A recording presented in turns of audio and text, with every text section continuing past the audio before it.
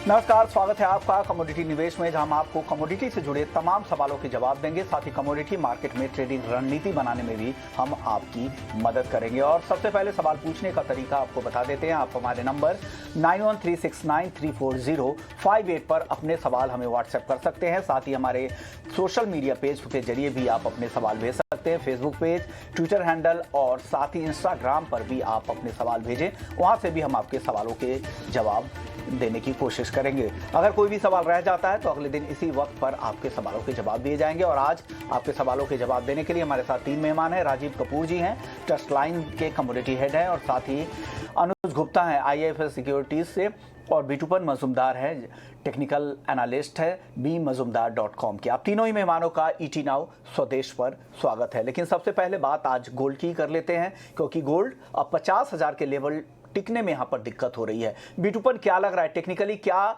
दिक्कत आ रही है, और क्या इन लेवल से आपको लग रहा है कि और गिरावट आएगी, और बार बार 50,000 के ऊपर एक रेजिस्टेंस क्यों आ रहा है गोल्ड में?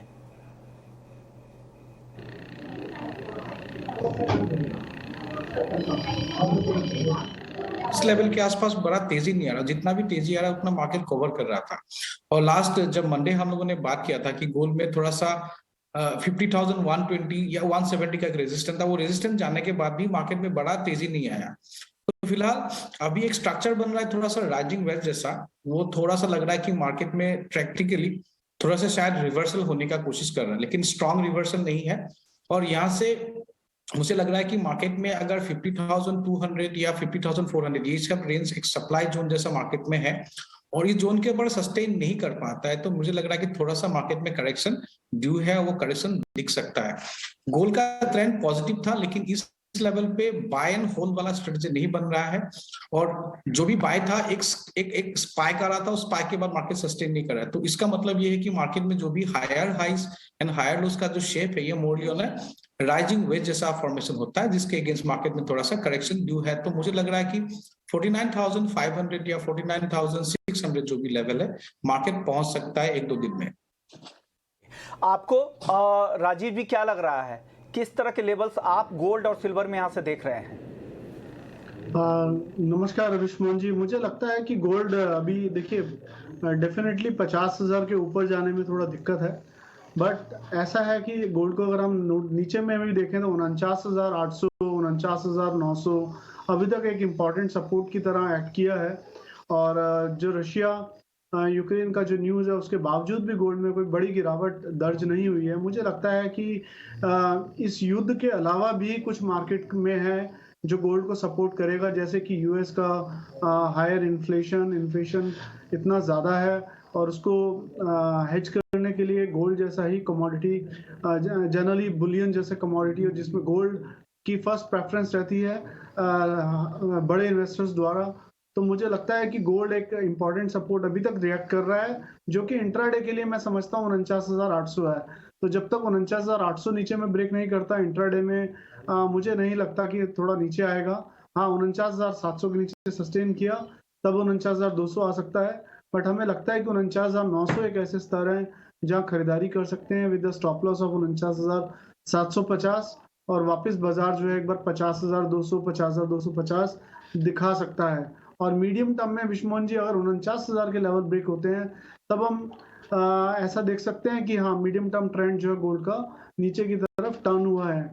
बट जब तक 49,000 के नीचे सस्टेन नहीं करता, मीडियम टर्म में मेरे ख्याल से जो भी गिरावट रहेगी, जो कि 49,300-400 आती है, तो एक मौका रहेगा खरीदारी के लिए। व्यू है। अब अनुज जी, अब आप बताइए, अगर करंट लेवल पे अगर किसी को गोल्ड और सिल्वर अगर कोई ट्रेड करना चाह रहा है, अब बचे हुए 6-7 घंटे के लिए शाम के लिए, तो उनको क्या सलाह देंगे अभी? विश्वमोहन जी, गुड इवनिंग। देखिए, $1,900 मार्केट एक रेजिस्टेंस के तौर पे फेस कर रहा है, मगर अगर आप इसका टेक्निकल चार्ट देखेंगे तो एक कंसोलिडेशन फेस में आता हुआ दिख रहा है। और जनरली अगर आप गोल्ड का स्ट्रक्चर देखेंगे तो उसमें एक रैली के बाद कंसोलिडेशन होता है, फिर उसके बाद अगेन रैली बनता है। तो मुझे लगता है कि ये आगे की जो रैली है उसको कंटिन्यू करने के लिए यहाँ पे थोड़ा कंसोलिडेशन हो रहा है।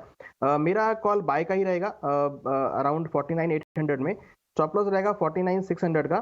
टारगेट $50,300 तक हो सकता है। इंटरनेशनल मार्केट में एक्सपेक्ट कर रहा हूँ कि 1915 से लेकर $1920 तक के लेवल आपको देखने को मिल सकते हैं। तो ट्रेंड इसका अभी भी पॉजिटिव है, नेगेटिव ट्रेंड ऐसा डाइवर्ट नहीं हुआ है। थोड़ा बहुत रेजिस्टेंस मार्केट यहाँ पे फेस कर रहा है, बट मुझे लगता है कि यहाँ पर जो ट्रेंड बना है, क्योंकि अगर आप फंडामेंटल साइड भी जाएंगे तो जियोपॉलिटिकल टेंशन थोड़ा सा यहाँ पर अभी एस्केलेट हुआ है, और अभी भी हमें लगता है कि उससे सेव एंड डिमांड जो है वो कंटिन्यू रहेगा।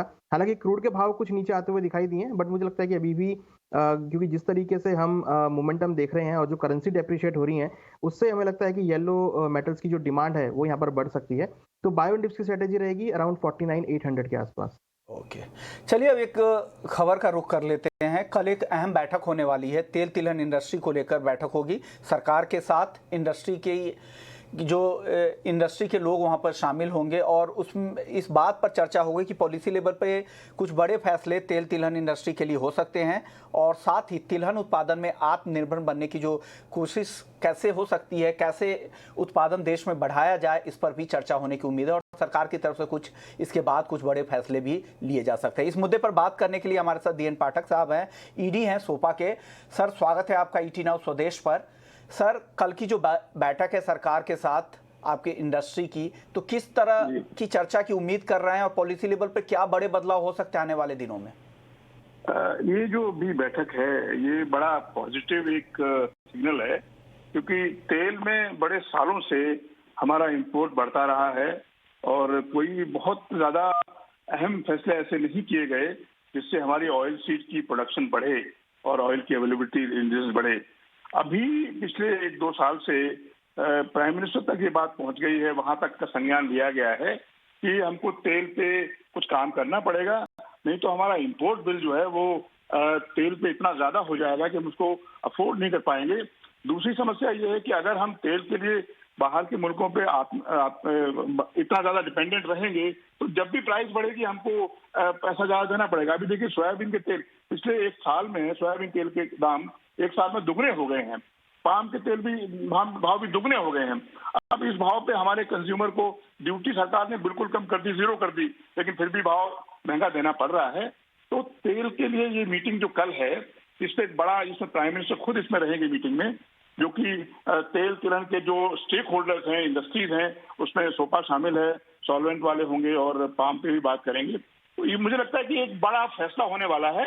और जो national mission on edible oil है उस पे लगता है कि कल कुछ फैसला आ सकता है कि उसमें कितना बजट होगा और वो कब तक चालू होगा। हम बड़े आशान्वित हैं कि इस पे कुछ बातचीत कल होने वाली है। ओके सर, ये तो बैठक में कौन कौन लोग शामिल हो रहे हैं? इंडस्ट्री की तरफ से कौन नुमाइंदगी कर रहे हैं और साथ ही सरकार की तरफ से बैठक में कौन कौन लोग हो सकते हैं? देखिए, जो कल का जो एडिबल ऑयल और मिलेट का सेशन 3 है, कल 5 सेशन है, उसमें जो सेशन 3 है उसको पीयूष गोयल जी हेड कर रहे हैं। और उसके जो 2 रिपोर्टर्स हैं, ऑफिसर्स हैं, वो एक कंज्यूमर अफेयर के सेक्रेटरी हैं रोहित कुमार सिंह जी, और दूसरे हैं director general of ICAR doctor Mahapatra, और बाकी सरकार के बड़े अफसर सब शामिल रहेंगे। ऑयल सीड क्रॉप्स की जो ज्वाइंट सेक्रेटरी हैं वो रहेंगी, इसमें सेक्रेटरी लेवल के लोग रहेंगे।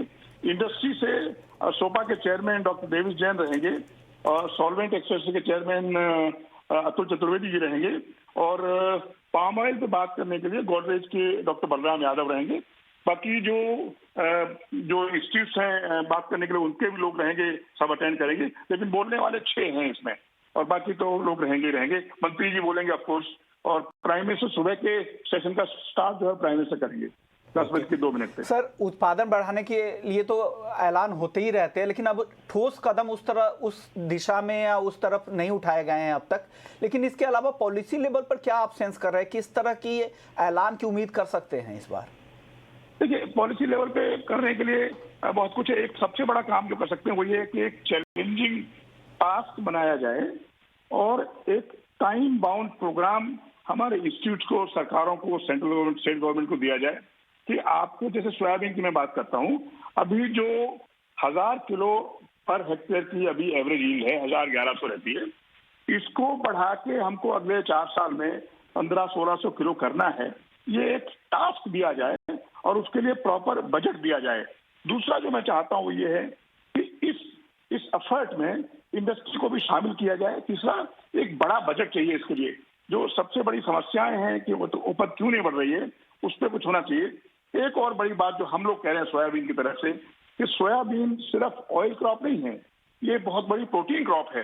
करीब 50,000 करोड़ का हम सोयाबीन प्रोटीन पोल्ट्री और एक्वाकल्चर के लिए प्रोड्यूस करते हैं। अगर सोयाबीन हिंदुस्तान में नहीं होगी, एक ऐसा विस्परिंग कैंपेन चल रहा है कुछ लोगों की तरफ से कि सोयाबीन को हम क्यों उगाएं, हमको जरूरत क्या है, हमारी उपज कब है और यील्ड बाहर से बढ़ाने जाता के है। लिए अगर यील्ड की हम तुलना करें बाहर के देशों से, तो हम यील्ड में तो काफी पीछे, आधे से भी कम यील्ड है डेवलप कंट्रीज बिल्कुल कम है। तो क्या लेकिन अगर कोई समस्या है तो उसको हल करने के लिए काम किया जाता है। सर जीएम सीड्स जैसे भी कुछ ऐलान की उम्मीद कर सकते हैं कि जीएम सीड्स वगैरह को भी अलाउ किया जा सकता है? मुझे नहीं मालूम, जीएम पे मुझे नहीं लगता कि जीएम पे कुछ जीएम का कुछ अनाउंसमेंट होगा, ऐसा मुझे लगता नहीं है। लेकिन बजट कल जरूर अनाउंस कुछ ना कुछ होगा, बड़ी अनाउंसमेंट प्राइम मिनिस्टर की तरफ से होगी कि ये जो एनएमयू है, नेशनल मिशन है, उसका और उस पर कितना बजट होगा, क्या खाका रहेगा, उस पर मैं अनाउंसमेंट की उम्मीद कर रहा हूँ। ओके, शुक्रिया पाठक साहब, आपने वक्त निकाला हमारे लिए और तमाम पहलुओं पर चर्चा की और बताया कि कुछ बड़े ऐलान तेल तिलहन इंडस्ट्री के लिए सरकार की तरफ से कल किए जा सकते हैं। कई सेशन की बैठक के बाद सरकार पीएम के पास ये पूरी रिपोर्ट सौंपी जाएगी, उसके बाद कुछ बड़े ऐलान की संभावना लगाई जा रही है। शुक्रिया एक बार और पाठक साहब आपका। चलिए वापस से लौटते, कई दर्शकों के सवाल भी आ रहे हैं। हमारे साथ एक दर्शक ने अभी सवाल भेजा है, दीपराज सक्सेना इनका नाम है, क्रूड पर राय जानना चाह रहे हैं कि शाम के लिए क्या टारगेट रखे क्रूड का और क्या स्टॉप लॉस लगा ले। अनुज जी क्या सलाह देंगे क्रूड पर? देखिए क्रूड में हमारा बाय कॉल रहेगा। थोड़ा मार्केट अगर डिप लेता है करीबन 6,750 के आसपास, तो वहाँ खरीदारी कर सकते हैं। स्टॉप लॉस 6,650 का रहेगा, टारगेट 6,900 तक हो सकता है। हमें लगता है कि जिस तरीके से क्रूड में हमने गिरावट देखी है, अब एक सपोर्ट जोन के आसपास आ रहा है और यहाँ पर हम एक अच्छा एक्यूमुलेशन देखकर एक रिकवरी देख सकते हैं। अगर आप रिट्रेसमेंट में भी जाएंगे तो रिट्रेसमेंट लेवल के आसपास है, जहाँ पर हमें लगता है कि बाय का ट्रेड इनिशिएट किया जा सकता है। अगले दर्शक चेतन हैं मध्य प्रदेश से। इनका सवाल कल सही तरीके से हमारी टीम की तरफ से नहीं आ पाया था, आज वापस इनके सवाल ले रहे हैं। इन्होंने चांदी 62,300 रुपए में शॉर्ट किया था, बाद में उस पोजीशन को रोल ओवर कर दिया इन्होंने। अब ये जानना चाह रहे हैं कि क्या इस हफ्ते में मेरा भाव आ सकता है। राजीव जी क्या सलाह देंगे इनको? विश्वमोहन जी देखिए, चांदी में अभी तक का जो ट्रेंड है, अगर मैं डेली चार्ट की बात करूं तो अभी तक पॉजिटिव ट्रेंड इंटैक्ट है। हालांकि एक रेसिस्टेंस चांदी फेस कर रहा है अराउंड 64,700 65,000 के आसपास। तो जब तक बाजार 65,000 के ऊपर नहीं जाता तब तक हम इसमें एक मेजर ब्रेकआउट की स्थिति नहीं देखते ऊपर की तरफ। तो 65,000 का एक तो ये स्टॉप लॉस जरूर मेंटेन कर ले। और जहां तक सवाल है इनका कि 62,000 के आसपास रेट आएगा नहीं आएगा, उसके लिए बाजार को पहले एक 63,000 के एक स्तर को ब्रेक करना पड़ेगा नीचे में। अगर बाजार 63,000 के नीचे सस्टेन करता है तब मुझे लगता है कि 62,500 तक के रेट आ सकते हैं। तो इनको दो चीजें मेंटेन करनी है, एक तो 65 के अगर ऊपर चांदी सस्टेन करे तो वहां अपना स्टॉप लॉस जरूर रखे, और अगर बाजार 63 के नीचे जाए तो 62,500 के आसपास है अपनी पोजीशन को एक बार निकल सकते हैं बाहर। ओके, तो चेतन जी के लिए राय बिल्कुल साफ राजीव जी की तरफ से। 65,000 का जो रेजिस्टेंस है, अगर उसके ऊपर जाता है तो आप निकलने की कोशिश करें, और नीचे की तरफ अगर आता है तो 63,000 के अगर नीचे अगर चांदी आती है तो हो सकता है 62,500 या आपके जो शॉर्ट के जो लेवल हैं उस लेवल तक भी चांदी आ सकती है। चलिए अगले दर्शक हैं किशन हैं नासिक से। कैस्टर इन्होंने 6,800 रुपए में कैस्टर लॉन्ग कर रखा है। अनुज जी क्या सलाह देंगे किशन को?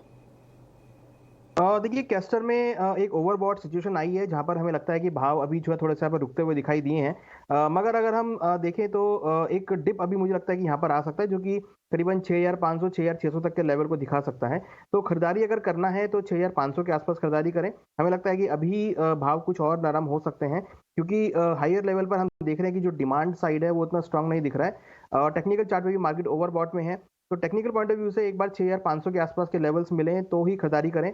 अगेन वहां से हम एक अच्छा बाउंस बैक देखेंगे, मगर फिलहाल अभी हमें लगता है कि 200 रुपए की गिरावट यहाँ पर और देखने को मिल सकती है। ओके, तो ये व्यू है कैस्टर को लेकर आपके लिए। चलिए अगले दर्शक योगेश जयपुर का सवाल है। क्रूड इन्होंने 6,825 6825 पर लॉन्ग कर रखा है। विटुपन क्या सलाह देंगे योगेश जी को? देखिए फिलहाल के लिए क्रूड ऑयल में थोड़ा सा पुल बैक पॉसिबल है। 6825 का जो है उनको थोड़ा सा अगर यहाँ पे 40-50 रुपए ऊपर मिलता है तो मेरे हिसाब से थोड़ा सा एग्जिट बनता है। और काफी वोलेटाइल मार्केट है। फ्यूचर्स में देखिए काफी स्पाइक भी आ जा सकता है कभी कभार।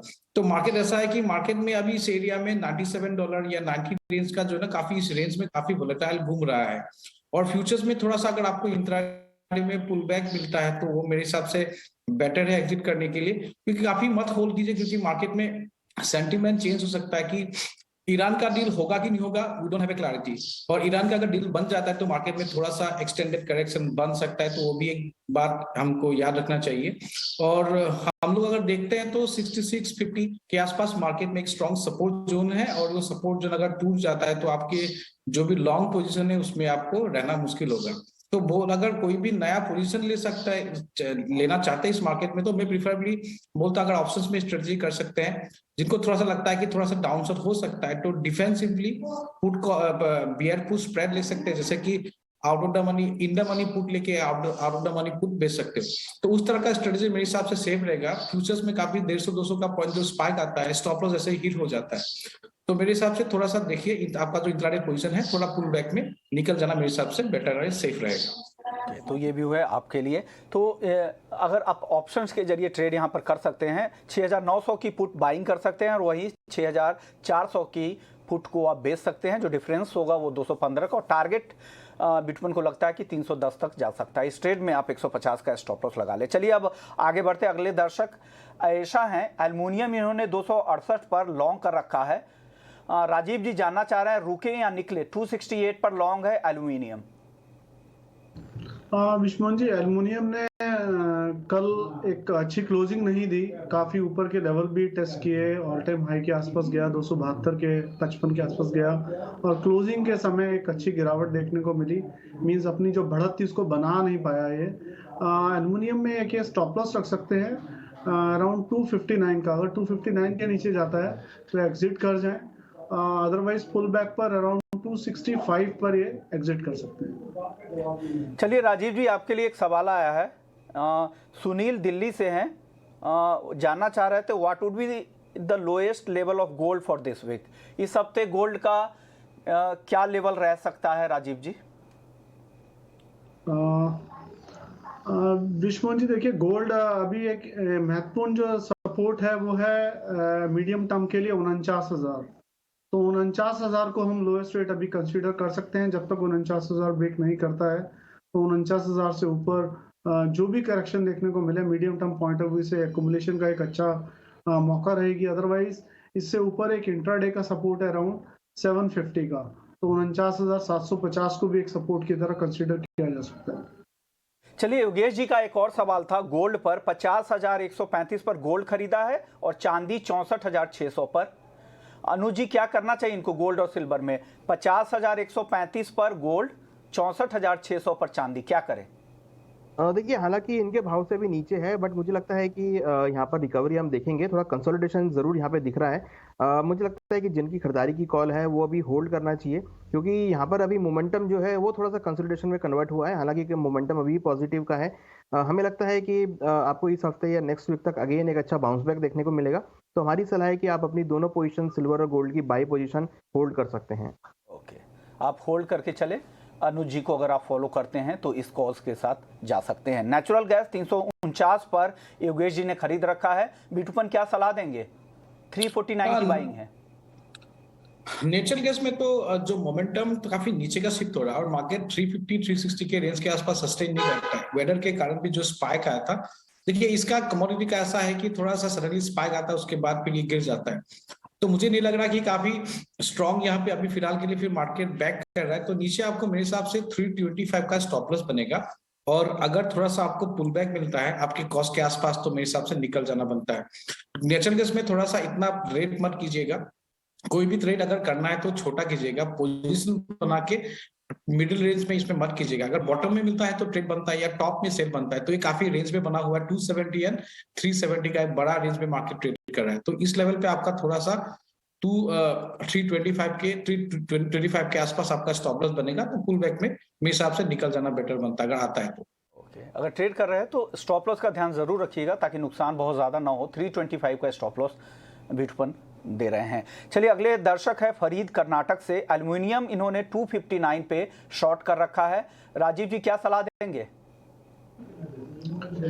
विश्वमोहन जी अराउंड 260 के आसपास या 261 के आसपास ये अपने एल्युमिनियम से निकले, क्योंकि 259 ही एक इम्पॉर्टेंट सपोर्ट है। जब तक बाजार 259 के नीचे सस्टेन नहीं करता, इसमें गिरावट और मतलब मुश्किल लगती है आती हुई। 259 एक अभी तक के लिए एक इम्पॉर्टेंट लेवल है जो कि मेक और ब्रेक की तरह से एक्ट कर सकता है। तो 259 के नीचे जाएगा तब एक अच्छी गिरावट मिलेगी, और उस परिस्थिति में फिर इनको 255 भी मिल सकता है। तो ये दो स्ट्रैटेजी अपना सकते हैं, इधर ये 265 के ऊपर का स्टॉप लॉस रख सकते हैं, अदरवाइज 260-61 के आसपास आए करेक्शन पे तो वहाँ कवर कर लें, और अगर 259 के नीचे फिर से ब्रेक करे तब दोबारा शॉर्ट इनिशिएट कर सकते हैं। ये भी हुए आपके लिए। और दानिश जो बेंगलुरु से हैं, उनका भी सवाल एल्युमिनियम पे है। वो उनके पास पोजीशन नहीं है, लेकिन वो जानना चाह रहे थे किस स्तर पर आप एल्युमिनियम को खरीद सकते हैं। तो राजीव जी को फॉलो करते हैं। तो आपने तो राजीव जी को सुन लिया। अब अनुज, आप क्या सलाह देंगे दानिश जी को, एल्युमिनियम में क्या करें, किस स्तर पर खरीदें? देखिए विश्वमोहन जी, एल्युमिनियम ने आज ही हमने देखा है LME पर अपना लाइफ टाइम हाई बनाया है, और अगर हम देखें तो डोमेस्टिक मार्केट में भी हाई लेवल्स चल रहे हैं। हमें लगता है कि एल्युमिनियम एक कमोडिटी जो बेस मेटल में काफ़ी आउट परफॉर्म कर सकती है। हालांकि थोड़ा भाव नीचे है, मुझे लगता है कि यहाँ पर अगर 260-261 के आसपास के स्तर मिलते हैं तो वहाँ पे खरीदारी करना चाहिए। स्टॉप लॉस 257 का लगा है, टारगेट ऊपर में अगेन 266 से लेकर 268 तक के लेवल देखने को मिल सकते हैं। इनफैक्ट 270 तक के भी यहाँ पे टारगेट आ सकते हैं। तो थोड़ा वेट करें, भाव अगर 102 रुपये और करेक्ट होते हैं तो खरीदारी का ट्रेड ले सकते हैं। ओके, तो ये व्यू है आपके लिए दानिश जी। कमलेश कुमार अगले दर्शक हैं। उनका सवाल था कि क्रूड इन्होंने 6813 पर शॉर्ट किया, 6813 6813 रुपये पे शॉर्ट कर रखा है। बिटकॉइन क्या सलाह देंगे, क्या इनको मुनाफे में निकलने का मौका मिलेगा?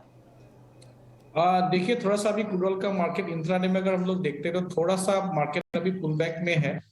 थोड़ा सा पुल बैक पॉसिबल है अभी शॉर्ट पोजीशन में, तो थोड़ा सा उनको स्टॉप लॉस बनना पड़ेगा। मैं पहले ही बता रहा हूँ कि स्पाइक्स मार्केट में आ रहा है और मार्केट स्पाइक सस्टेन नहीं कर रहा है, तो इसलिए मैंने आपको जो भी स्प्रेड स्ट्रेटेजी बताया था ऑप्शंस के लिए।